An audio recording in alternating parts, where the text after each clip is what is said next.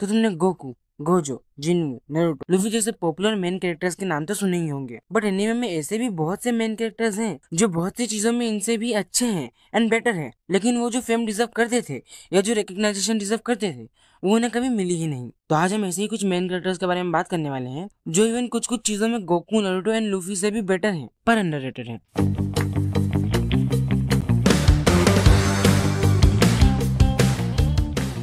Attack on Titan तो तुमने देखी होगी, जिसमें बहुत से अच्छे कैरेक्टर्स हैं जैसे लीवाई एंड मिकासा, पर उसका मेन कैरेक्टर एरन येगर जो एक एंटी हीरो है, उसको इतना रिकग्नाइजेशन कभी मिला ही नहीं जितना वो डिजर्व करता था। जैसे पहले एओटी के सीजन थे उसमें एरन को as a cry baby, weak, emotional and एक बच्चे के रूप में दिखाया है। एंड बाकी कैरेक्टर जैसे लीवाई, मिकासा एंड एनी, इन जैसे कैरेक्टर्स ने उसे पूरी तरह ओवरशेडो कर दिया था। एंड देन आगे आने वाले सीजन में वो एक पूरी तरह विलन में टर्न हो गया एंड पूरी पॉपुलेशन को खत्म करने निकल गया। इन्हीं रीजंस की वजह से एरन एक मेन कैरेक्टर कम विलन ज्यादा बन के रह गया एंड उसी की वजह से इसको फेम एंड वो रेपुटेशन कभी मिली ही नहीं जो वो डिजर्व करता था।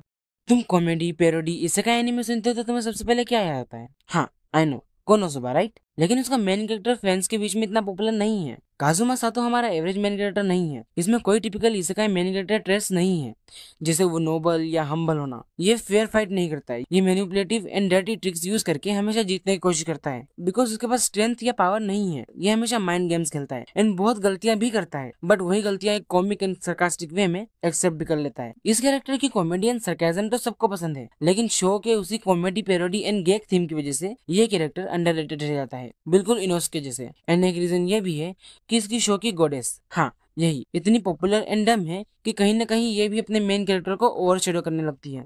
And now one of the most debatable one is Shoya Ishida. हाँ, तुमने साइलेंट वॉच तो देखी होगी, जिसका मेन कैरेक्टर शोयो इशिरा बहुत ज्यादा अंडररेटेड है। जो ये कैरेक्टर डिजर्व करता था उसे वो कभी मिला ही नहीं। इसका इतना प्यारा redemption arc, character development, character arc दिखाया है पूरी मूवी में, लेकिन इस मूवी की विजुअल्स, थीम एंड म्यूजिक ने इसके कैरेक्टर्स को कहीं ना कहीं दबा दिया है। एंड इसकी फीमेल लीड इतनी ज्यादा वेल रिटन है ना कि वो भी इसके मेन कैरेक्टर को ओवरशैडो करने लगती है पॉइंट टू पॉइंट। एंड इन्हीं सब कारणों की वजह से ये कैरेक्टर काफी अंडररेटेड लगता है एंड इसका पोटेंशियल पूरी तरह से ऑडियंस को दिख नहीं पाता।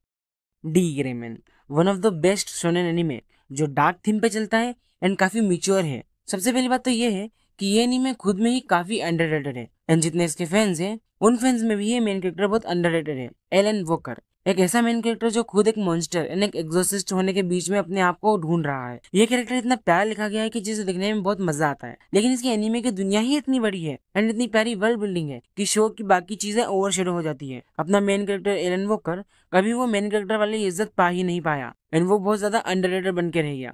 खैर, इस एनीमे एंड इसके मेन कैरेक्टर का अंडररेटेड होने का एक रीजन ये भी है कि ये एनीमे एक ऐसे साल में रिलीज हुआ था जहाँ पर majority of popular shonen anime release हुए थे, जैसे Gintama, Code Geass, Death Note, Hellsing Ultimate and Black Lagoon. तो now let's talk about my favourite character, Tsunayoshi Sawada. ये कैरेक्टर कातेक्यो हिटमैन रिबॉर्न नाम के एक बहुत ही एपिक शोनेन एनीमे का है, जिसमें peak action, story telling and emotion मिलेंगे। एंड इफ यू थिंकिंग कि मैंने इसका नाम क्यों नहीं सुना या मुझे इसके बारे में अभी तक क्यों नहीं पता, तो हाँ, ये एनीमे भी उसी मनहूस ईयर में आया था, 2006, जहाँ पर डेथ नोट एंड डी ग्रेमैन आई थी। इसी की वजह से इसे कभी रिकॉग्नाइजेशन मिला ही नहीं। साथ ही इसकी प्यारी सी राइटर ने इस मंगा को as a slice of life and gag manga के रूप में स्टार्ट किया था, but after some time she was like, मजा नहीं आ रहा है, चलो इसे शोनेन मंगा बना देते हैं। एंड उसी की वजह से एनीमे में बहुत टाइम लेता है मेन प्लॉट एंड स्टोरी को दिखाने में। एंड मेन स्टोरी के पहले हमारा मेन कैरेक्टर बहुत वीक, क्राई बेबी, यूजलेस होता है, सेम नोबिता जैसे। लेकिन जैसे जैसे स्टोरी आगे बढ़ती है एंड इसका कैरेक्टर डेवलपमेंट होता है एंड कैसे ये वोंगोला फैमिली का नया बॉस बनता है, ये सब इतना वेल रिटन है कि इसका पोटेंशियल बहुत वेस्टेड फील होता है। इसे लिटरली बहुत कम लोग जानते हैं। ये बहुत ज्यादा फेम डिजर्व करता है जो इसे कभी मिली ही नहीं। यह character Goku, Gojo, Luffy, Naruto जितना स्ट्रॉन्ग नहीं है, लेकिन फिर भी बहुत ज्यादा एपिक है एंड बहुत ज्यादा अंडररेटेड भी।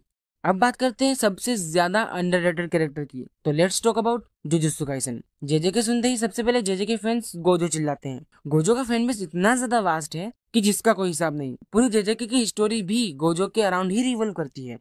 गोजो की फाइट्स, उसकी सिक्स आइज, उसका इन्फिनिटी, उसके अटैक्स, इन्हीं सब पे जेजेके रिवॉल्व करता है। लेकिन इन सब में जेजेके फैंस ये भूल गए हैं कि जेजेके का मेन कैरेक्टर यूजी है। हाँ, समझो भाई, जेजे की यूजी इतादोरी का शो है, यूजी मेन कैरेक्टर है जेजे का, एंड ये बात खुद उसके राइटर ही भूल गए हैं। मतलब यूजी को बिल्कुल साइड लाइन ही कर दिया है। एंड नॉट इवन किडिंग, कुछ कुछ फैंस तो अभी तक गोजो को ही जेजे का मेन कैरेक्टर मानते आ रहे हैं। तुम्हें तो पता ही है कि गोजो सिंस कैसे होते हैं, तो उन्हें कुछ बोल भी नहीं सकते। खैर तुम्हें मेन रीजन तो पता ही है यूजी के अंडररेटेड होने का और सातोरू गोजो, बट और भी रीजन है इसके अंडररेटेड होने का, जैसे इसकी वीक राइटिंग। यूजी का कैरेक्टर बहुत वीक नहीं लिखा गया है, but as compare to Gojo जो आउटशाइन कर देता है हर एक चीज में, उसके कंपैरिजन में यूजी के कैरेक्टर की राइटिंग बहुत वीक फील होती है। एंड देन इसका कैरेक्टर डेवलपमेंट ना दिखाना, इसे बिल्कुल साइडलाइन ही कर देना स्ट्रेट 5 से 6 चैप्टर्स के लिए। इन्हीं सब कारणों की वजह से यूजी एक अंडररेटेड मेन कैरेक्टर तो छोड़ो, एक मेन कैरेक्टर जैसा भी फील नहीं होता। And for real Yuji deserves more, उसे और ज्यादा फेम मिलना चाहिए, उसे और ज्यादा रिकग्नाइजेशन मिलना चाहिए। तो दैट्स इट, यही थी मेरी अंडररेटेड मेन कैरेक्टर्स की लिस्ट। अगर तुम्हें इस वीडियो का पार्ट 2 चाहिए तो कमेंट सेक्शन में जरूर बताना, या तुम्हें मोस्ट अंडररेटेड विलन्स के ऊपर वीडियो चाहिए तो वो भी कमेंट सेक्शन में बता देना।